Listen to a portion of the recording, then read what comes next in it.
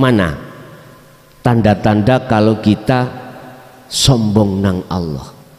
Di dalam hati kita itu ada satu keimanan, yang iman itu tidak pada Allah. Contoh, saya ngaji, terus di dalam hatiku aku ngaku yang ngaji saya. Munculnya ngaji iki dari saya, tidak dari Allah. Itu di dalam hati saya loh Pak, bukan hati jenengan. Berarti saya ini takabur terhadap Allah. Lah gara-gara takabur ini loh Pak, Ajazil itu malaikat asalnya, akhirnya disebut sebagai disebut Allah sebagai iblis gara-gara di dalam hatinya ada takabur. Aba wastakbar wa kana minal kafirin. Apa takaburi iblis itu? Rumangsa ngalim, rumangsa bener dhewe, rumangsa yang bertasbih dirinya, yang memuja dirinya Ajazil, itulah Pak akhirnya disebut takabur.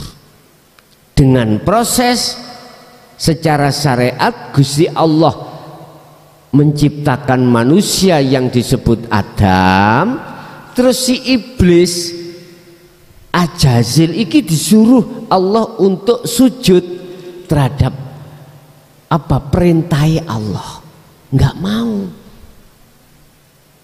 Secara syariat dia karena mengatakan ana khalaqtani minan nar wa khalaqtahu minatin. Saya ini ya Allah lebih bagus daripada Adam. Adam kau ciptakan dari tanah liat, sementara saya kau ciptakan dari api. Kan lebih baik aku. Mengapa aku harus bersujud kepada Adam? Sebetulnya bukan sujudi Ajazil nang Adam Pak. Sujudi Ajazil itu terhadap Allah lewat perintah.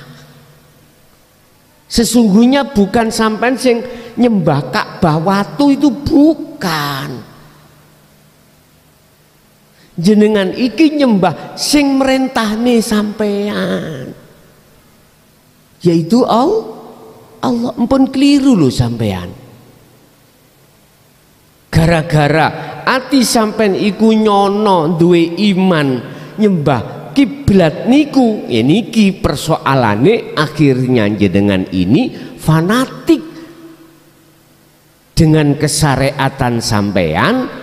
Jebule sholat kita itu lalai terhadap yang merintah, yaitu Allah Subhanahu. Iki persoalannya. Faksha, keji, takabur, riya, hasud. Apa sifat-sifat yang tercela di dalam diri kita itu muncul dalam ruhaniyah Anda. Rohaniah kita itu berarti faksa secara hakikat.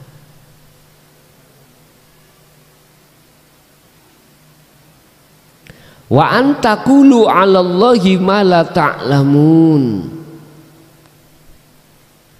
Wa antaqulu lan yen to ngucap sira kabeh 'alallahi tentang masalah Allah, mala ta'lamun sing tentang masalah Allah kau tidak mengerti. Artinya apa Pak? Kita bicara tentang Allah, tapi orang ngerti ilmu nang Gusti Allah. Contoh, aku bicara tentang nama Allah dalam hal sholat, dalam hal zakat, dalam hal puasa, dalam hal haji, apapun. tetapi saya dalam hatiku tidak mengerti sebenarnya tentang Allah. Artinya saya ini buta terhadap Allah. Apa mungkin bisa nuturi jenengan, nonton jenengan sing buta itu nyampe nang Allah? Apa bisa? Nggak bisa, Pak. Logikanya begini, Pak. Secara syariat mata dohir saya itu buta. Apa mungkin saya bisa menuntun seseorang yang juga buta untuk menuju satu tujuan? Gak mungkin. Mesti kedua-duanya itu kesasar, tersesat. Gak bisa. Sama dengan Allah begitu. Saya buta tentang Allah. Kok saya bicara tentang Allah terhadap jenengan, yang jenengan juga ikut buta hatinya pada Allah? Ya mboten met, Pak, mboten dong. Mboten dong. Masya toh saya itu berulang kali bicara tentang Allah, tapi saya nggak paham tentang ilmu hakikat nuju Allah, nggih mboten saged. Wa antakulu, dan nafsu itu pun juga mengarahkan supaya kita bicara tentang Allah sementara kita itu tidak paham tentang Allah, sehingga seakan-akan saya itu sok ngalim tentang Allah. Nafsu memang seperti itu, Pak. Bahasa saya bahasa Allah. Ngalor ngidul saya bicara ya Allah, tapi saya tidak sadar hati saya segala apapun yang terjadi karena Allah. Mocone saged la haula wala quwata illa billah. Tidak ada daya upaya si makhluk ini, kekuatan si makhluk ini. Tetapi tatkala muncul daya upaya atau kekuatan dari makhluk, illa billah, itu sangka Allah. Mocone saged tapi atine gak iso praktek. Iki berarti buta tentang Gusti Allah. Allahu khalaqakum wa ma ta'malun. Saya sadar kalau yang menciptakan kita makhluk itu Gusti Allah. Tapi wa ma ta'malun, apa yang muncul dalam diri saya, apakah ucapan, penglihatan, pendengaran, pernafasan, apapun kekuatan, itu aku nggak sadar kalau saking Allah, gak eling, gak iso tembus nang Allah. Yang mesti tak akoni teko aku.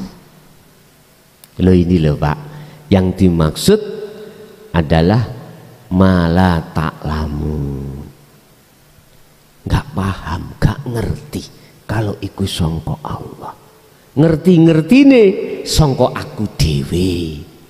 Nah kalau ini dibiarkan dalam hati kita, apa yang terjadi?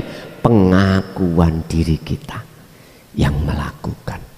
Padahal mojone saged Allahu khalaqakum wa ma ta'malun. Semua makhluk yang menciptakan adalah Allah. Wa ma ta'malun, apa pergerakan dari makhluk iku dari Allah. Hati gak iso met ambek sing diwaca. Sering kita baca yang lebih tren la haula wala quwata illa billah. Bacaane wis bener, tapi perilaku hati kita sing gak cocok ambek dawuh niki wau.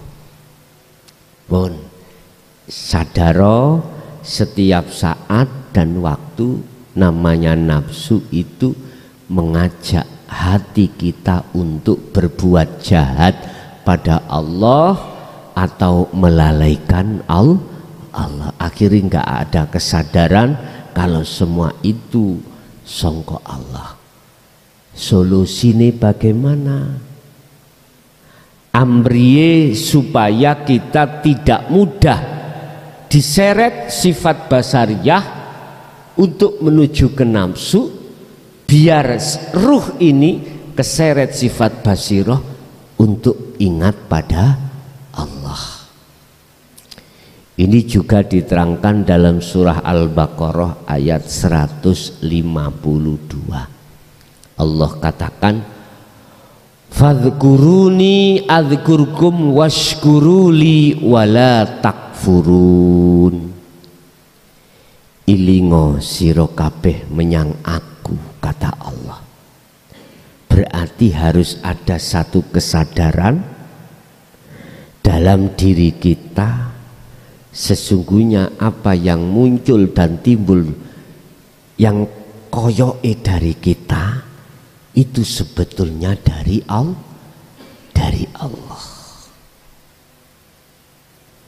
Jadi hati kita harus mengakukan datangnya itu dari Allah. Iki yo gak gampang. Tapi iku nek sampean prigel, apa prigel iki, Pak? Rajin untuk menyadari, untuk mengingat Allah, yang melakukan, akhirnya sesulit apapun perkara itu akhirnya menjadi mudah. Coba jenengan kulinakan, jenengan biasakan ya hati untuk selalu sadar. Inilah yang kumaksud zikir sirul asrar itu, su'aul basiro, merasakan apa yang ada dalam diri kita. Iman semuanya Allah yang memperlakukan, bukan kita. Jikalau jenengan purun selalu seperti ini, adzkurkum, kata Allah, aku menjagamu, biar selalu ingat padaku. Lho ngaten niki. Adzkurkum, aku ya eling menyang awakmu, artinya jenengan terjaga hatinya. Hati ini terjaga, Pak. Terjaga, dijaga oleh Allah dari kelalaian, dari apa? Seretane sifat basariyah supaya ke nafsu itu dijaga oleh Allah. Jadi seakan-akan ono sing ngelingno, seakan-akan. Jadi dengan sendirinya hati jenengan kalau sudah terbiasa sadar ingat pada Allah di setiap saat dan waktu, bahkan setiap napas, maka soyo suwe lama kelamaan dengan sendirinya Anda dijaga oleh Allah. Kefokusan berzikir, selalu ingat pada Allah. Washkuruli, kalau Anda sudah terjaga di situ, washkuruli, jenengan akan selalu bersyukur. Bersyukur artinya bersyukur konteksnya jenengan iki nggak berani minta pada Allah, karena setiap saat dan waktu urusan Ar-Rahman selalu dicukupi Allah. Napas selalu dijamin Allah, penglihatan, pendengaran, ucapan, tumindak selalu dilayani Allah, dan itu Allah tidak minta balasan. Dan itu manakala diukur dengan rupiah, gak bisa, gak bisa, Pak. Contoh aja napas, satu hari satu malam 24 jam. Umpama diambil tindek Allah sejam, itu bagaimana? Sampai mau tak ijoli 5 juta tapi sak jam gak oleh ambekan. Gak mungkin toh Pak ya. Berarti gak bisa diukur. Rasa puja sampai datang Allah, alhamdulillah tawi sekabai puja dan puji matur suwun sampai iku lillahi mung kagungane Allah, mung pada Allah. Akhirnya sampai kali kula mboten kober njaluk, ya Allah bisnis kula lancarke, ya Allah ekonomi kula lancarke supaya kula niki dadi wong sing luweh-luweh, bisa tumbas mobil, tumbas sawah, tumbas apa maneh? Napa? Bendang isok rabi, damel bondo, ben isok budal kaji. Bapak Ibu, satu saja kita itu tentang masalah napas tadi nggak bisa Pak diukur dengan rupiah. Kalau jenengan selalu ingat pada Allah yang dimaksud di atas, waskuruli, Anda selalu syukur pada Allah. Nggak kober sampai nu njaluk liyane, nggak kober. Iso emung manut, diwenehi omah ya monggo, diwenehi sawah ya monggo, diwenehi mobil ya monggo, dibudalno haji ya monggo. Nganu tai.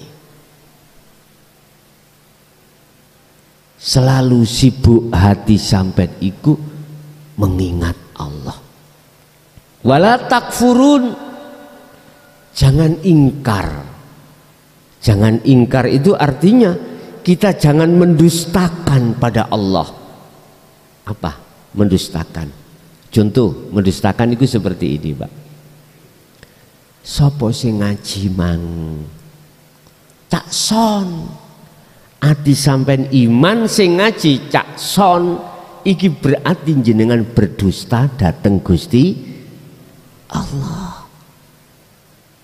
Kalau itu sebatas lesan, cak son makhluk, tidak masuk di dalam hati iman, nggak apa-apa.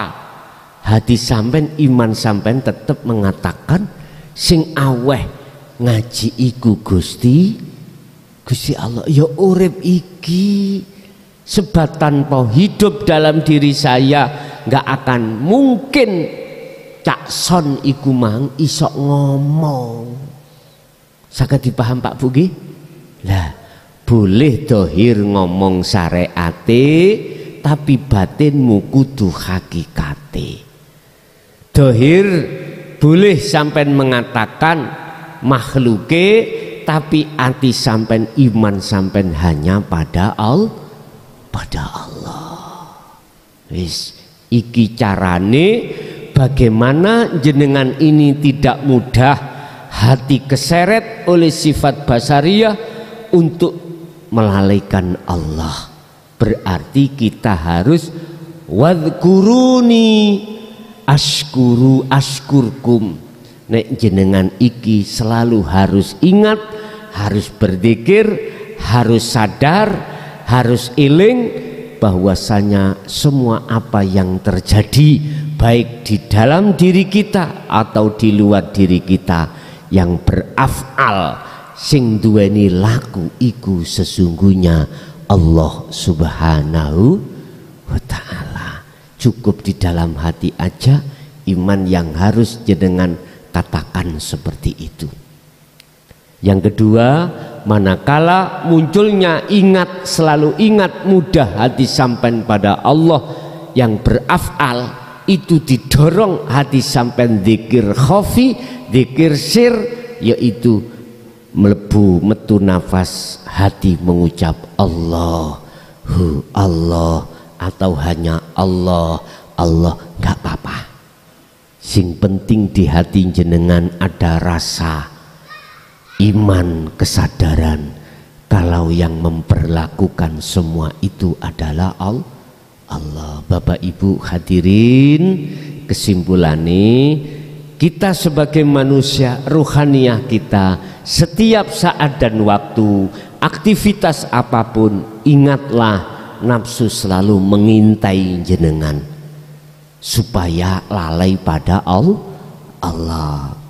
Biar tidak seperti itu, alias biar mudah dan selalu dijaga oleh Allah ruhaniyah kita, ingat pada Allah, maka lakukanlah zikir sirul asrar itu. Dengan begitu maka jenengan akan dijaga. Azkurkum, Allah akan menjaga hatimu selalu ingat pada Allah. Iku ya kudu dilatih terus. Tidak ada waktu kecuali hanyalah berlatih berzikir dateng Gusti Allah. Iki Bapak Ibu, itu apa yang bisa kami sampaikan. Kita masuk pada sesi tanya jawab. Barangkali ada yang perlu ditanyakan, kami persilahkan. Monggo.